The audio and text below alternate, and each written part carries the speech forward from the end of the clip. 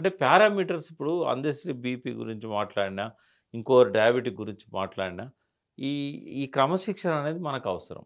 మనది ఈ మనకే అవగాహన ఉండాలి. అనేది మనకవసరం. హ్మ్. బీపీ ఉన్నవాళ్ళు ఏం తినకూడదు. ఇప్పుడు డాక్టర్స్ ఒక డయాబెటిస్ విషయంలోనే మీరిది తినొద్దు, ఇది తినాలని గైడ్ చేస్తా అవును. ఉంటారు. అది కూడా చాలా వరకు వాళ్ళు చేసే అంటే వాళ్ళేం చెప్తారు డైటీషియన్స్‌కి అప్పచెప్తారు.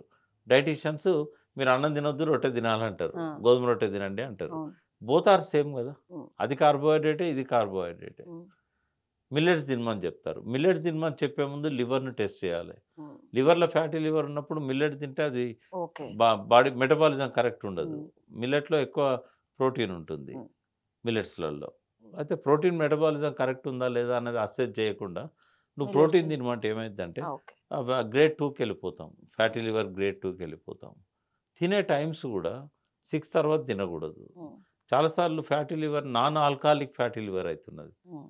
ఇట్లాంటివన్నీ కార్బోహైడ్రేట్ లోపల మెటబాలిజం సరిగ్గా లేక హ్మ్. ఆల్కహాల్‌గా కన్వర్ట్ అయ్యి non alcoholic fatty liver. Okay. ఇప్పుడు 70% అవే ఉంటున్నాయి.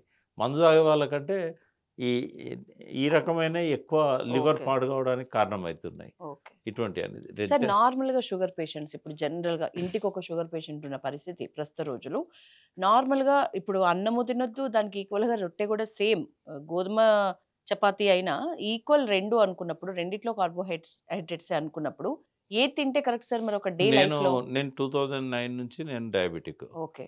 నేనిప్పుడు నా 99% ఎప్పుడో ఒకసారి తప్ప ఇన్సులిన్ తీసుకోను. Heavy okay. అయినప్పుడే ఓకే. తర్వాత టాబ్లెట్ మానేశాను. ఓకే. మరి నేను 14 ఏళ్ళు వాడాను. ఇన్సులిన్ వాడాను, టాబ్లెట్లు ఫుడ్ వాడాను. హ్యాబిట్స్ మీద. ఇప్పుడు ఓన్లీ ఫుడ్ మీదనే ఆ! ఏం తింటారు సార్ మీరు? నేనేందంటే ప్రీబయోటిక్ డైట్ తింటాను. హ్మ్. ఆహ్, మార్నింగ్ బ్రేక్‌ఫాస్ట్. హ్మ్. ప్రీబయోటిక్ అంటే మన కడుపులో ఉన్న 100 ట్రిలియన్ బ్యాక్టీరియా ఉంటాయి. హ్మ్. ట్రిలియన్. 100 ట్రిలియన్ అంటే 1 ట్రిలియన్ అంటే 1,00,000,000,000. 100 ట్రిలియన్ అంటే కోటి 3,00,000. కోట్లు. ఆ! కోటి కోట్ల బ్యాక్టీరియా ఉంటది మన కడుపులో. హ్మ్. ఈ ప్రపంచంలో ఉన్న 840,00,00,000 మంది, ఆకాశంలో ఉన్న చుక్కలు, హ్మ్. ఈ విశ్వంలో ఉన్న మొత్తం చెట్లు, హ్మ్. సకల జీవరాశి వాటన్నిటి కౌంట్ ఎంతుంటదో, మన మన బాక్టీరియా. కడుపులో ఉన్న బ్యాక్టీరియా, వైరస్‌ల కౌంట్ అంతుంటది. బ్యాక్టీరియాలే కోటి కోట్లయితే, హ్మ్. వైరస్‌లు ఒక బ్యాక్టీరియాకు 3.8 టైమ్స్ ఎక్కువ. అంటే హ్మ్. 380 ట్రిలియన్స్ వైరస్‌లుంటాయి. హ్మ్. జనరల్‌గా వైరస్ అనంగానే ఇది మనల్ని చంపేస్తది, ఇది మనకు అనారోగ్యానికి కారణమైతది. హ్మ్. తప్పది. ఇప్పుడు అంతేనా? మీరందరూ నమ్మే దేవుడున్నాడు గదా! ఆ! నేను ప్రకృతిని నమ్ముతాను. అవును. మీరందరూ నమ్మే దేవుడు శరీరంలో ఏది వేస్ట్‌గా పెట్టాడు. మరి ఎందుకు 1,00,000,000,000 కోటి కోట్ల బ్యాక్టీరియా పెట్టాడు? హ్మ్. ఎందుకు 380 ట్రిలియన్స్ హ్మ్. వైరస్‌లు పెట్టాడు? ఎందుకు ఫంగై గూడా ఉంటుంది మన కడుపులో. హ్మ్.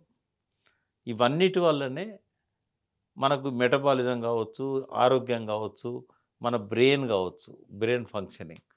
ఇప్పుడు gut is the small brain అని అవును. అంటున్నాం గదా! స్మాల్ బ్రెయిన్ గాదు. Gut influence our brain. Total brain influence చేసేది ఇన్‌ఫ్లుయెన్స్ గట్. గట్టే. హ్మ్. కాబట్టి ఈ గట్‌లో ఉండేటి ఎక్కువ భాగం ఇవే. కొలన్‌లో ఉంటాయి హ్మ్. ఎక్కువగా. మన హెల్త్ అంతా కొలన్ మీద ఆధారపడి ఉంటది. అందుకే హ్మ్. వెనకట ఆయుర్వేద వైద్యులు చెప్పేవాళ్ళు గదా! మలబద్ధకం లేకుంటే ఆరోగ్యం బావుంటది అని. అవును.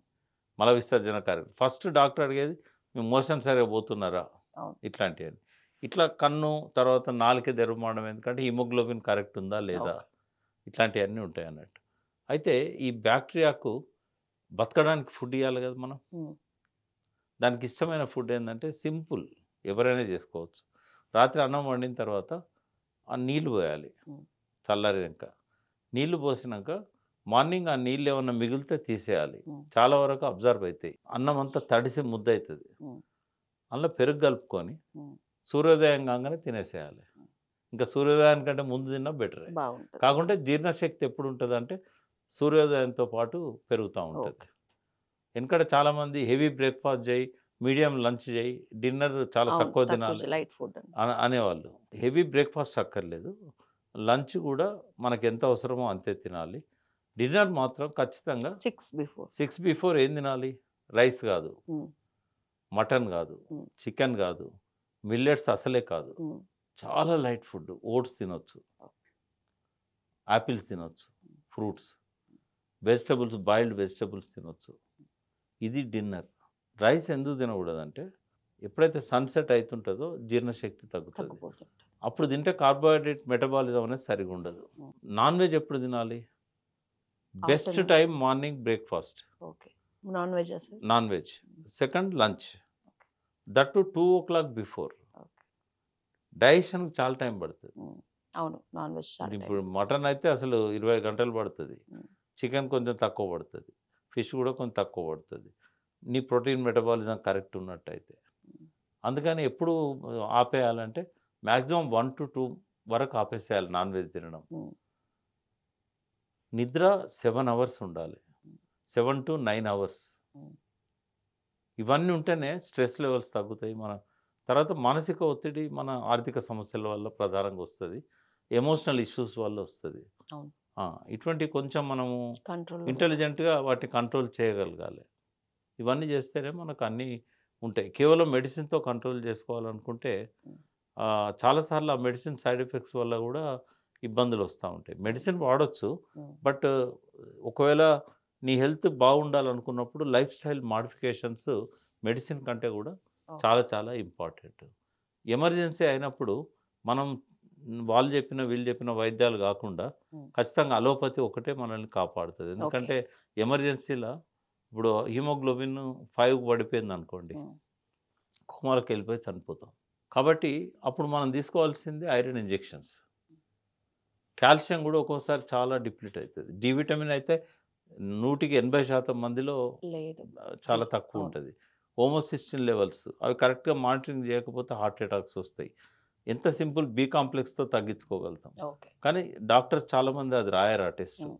ఎల్‌డిఎల్ ఇదే ట్రైగ్లిసరైడ్స్ వీటి మీదనే ఆధారపడి చూస్తుంటారన్నట్టు. హ్మ్. ఇట్లాంటివన్నీ కొంత అవగాహన మనం పెంచుకోగలిగితే హ్మ్. కేవలం మెడిసిన్ మీదనే ఆధారపడకుండా లైఫ్ స్టైల్ మోడిఫికేషన్స్‌తో మనం బాగుంటాము. హ్మ్. అయితే చివరగా ముగించే ముందు అంటే నేను ఇక ముందైతే మొత్తం హెల్త్‌కి డివోట్ అవును. కావాలనుకుంటున్నా. పాలిటిక్స్ కంటే గూడా. ఇప్పుడు ఒక కంపెనీ పెడుతున్నాం. హ్మ్. Elderly care company. Elderly care. Care. హ్మ్. అయితే దాని పేరు ఇంకా ఫైనల్ కాలేదు. హ్మ్.